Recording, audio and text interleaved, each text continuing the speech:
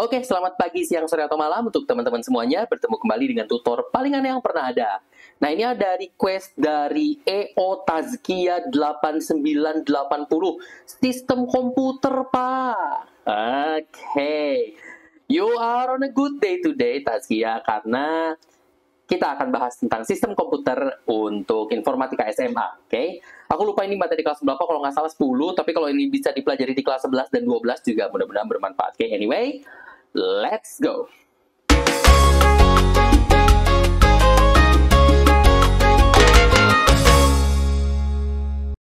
Oke, jadi apa sih yang disebut dengan sistem komputer? Ya, apa sih sistem komputer? Jadi, kita akan pelajari dulu sebenarnya sistem itu apa. Sistem itu adalah kumpulan komponen atau objek yang saling berkaitan satu sama lain. Nih, misal. Nah, jadi ini adalah suatu komponen, dan komponen itu saling berkaitan, saling membutuhkan. Gitu loh. Nah, ketika ada suatu bagian dari komponen-komponen ini yang bermasalah, nanti yang lainnya juga jadi ikutan kena. Gitu loh. Kayak misalnya nih kalau teman-teman belajar biologi, tuh sistem organ tubuh. Perasaan yang ketendang kaki, tapi kan yang teriak mulut, yang sakit sebadan-badan, gitu kan ya.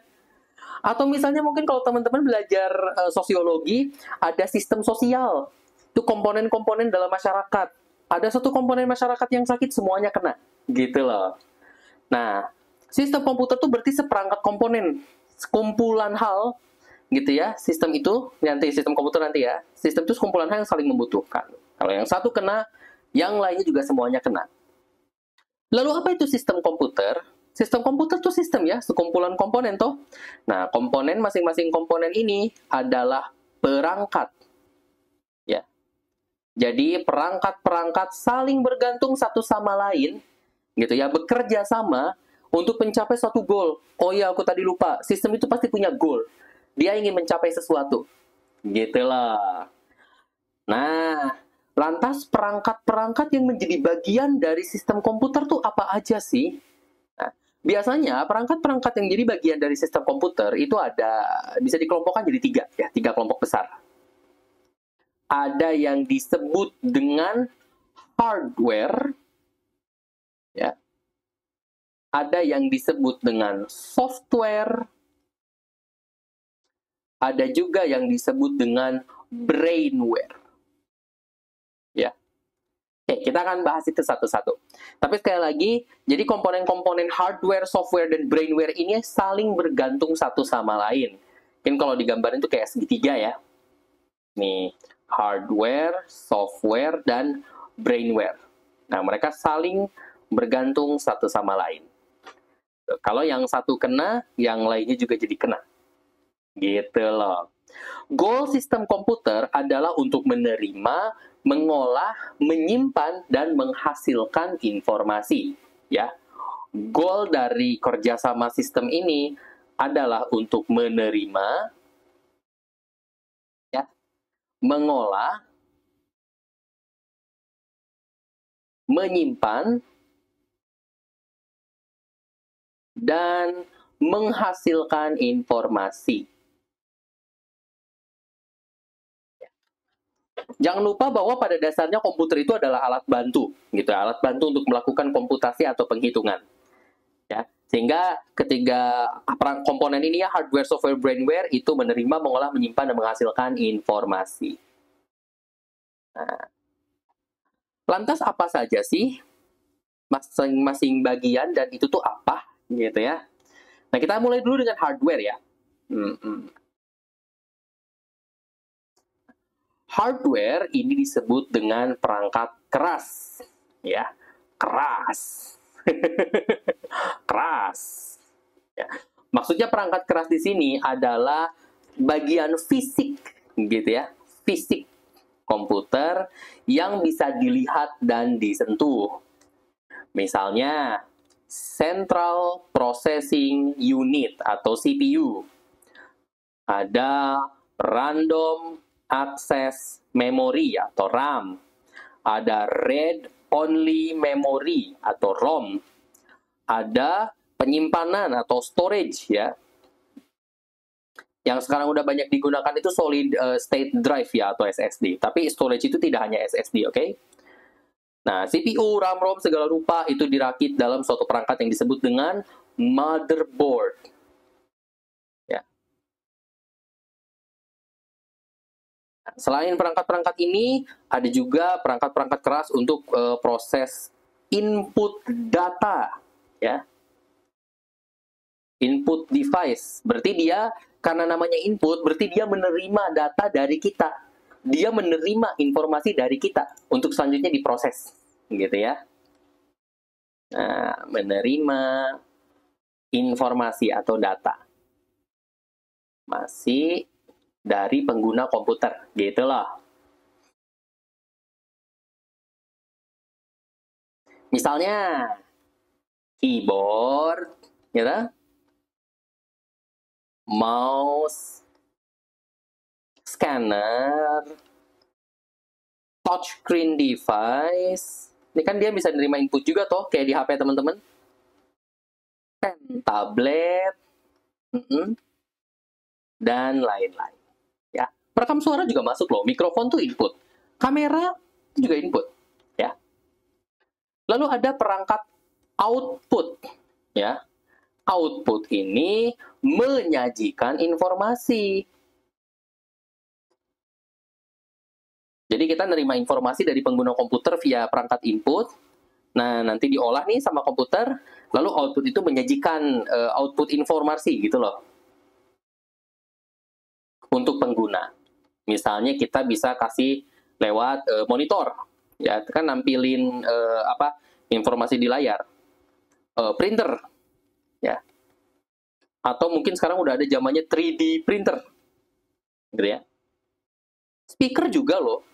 Itu kan output informasi berupa audio, gitu kan ya. Dan lain-lain, masih banyak lagi. Ya.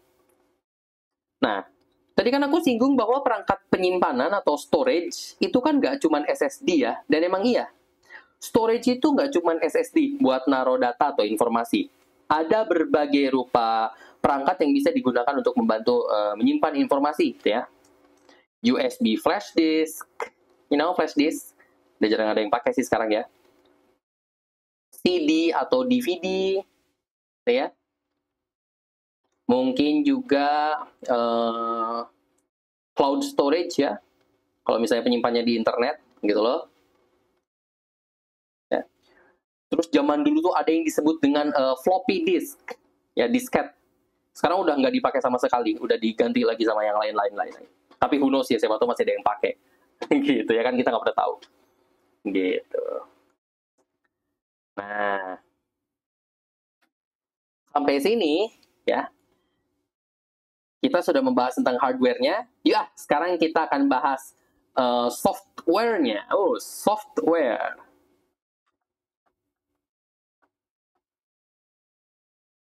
Ya. Software ini maksudnya perangkat lunak. Kenapa dia disebut lunak, gitu ya? Karena dia itu kumpulan instruksi, atau mungkin teman-teman udah nonton video programmingku, berarti tahu ya bahwa itu namanya program. Dia itu menjalankan dan mengatur cara kerja hardware. Jadi kayak hardware itu si perangkat-perangkatnya, software itu yang ngasih tahu, lu mesti gini, lu mesti gini, lu mesti gini, lu mesti gini. Gitu lah. Misal, ada contohnya adalah operating system. Ya. Operating system itu adalah penghubung antara hardware dan software yang lain. Gitu. Jadi ini kan hardware, berbagai rupa hardware, terus ini software. Nah, hardware dan software yang lain itu dihubungkan dengan software yang disebut dengan operating system, penghubung dua-duanya. Gitu. Nah, operating system yang paling populer itu ada Windows, ya, Microsoft Windows, yang mungkin sebagian besar teman-teman pakai. Ada juga Mac operating system, Mac OS, ya. Ini kalau teman-teman pakai MacBook dan produk kayak iMac dan kawan-kawannya. Ada Linux, ya. Nah, Linux itu adalah operating system yang open source. Ya. atau disebutnya FOSS ya, Free and Open Source Software.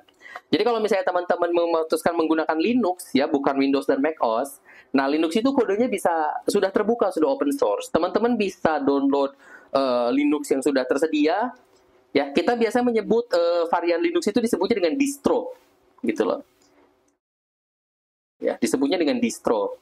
Misalnya Ubuntu, gitu ya.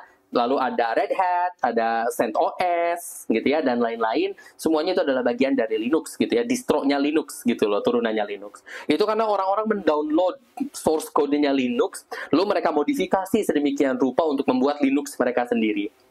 Teman-teman bisa loh, jadi teman-teman download Linux, gitu ya, sumber kodenya Linux, source code-nya Linux, modifikasi suka-suka, lalu jadikan operating system teman-teman sendiri, bisa? Bisa, karena dia open source, ya.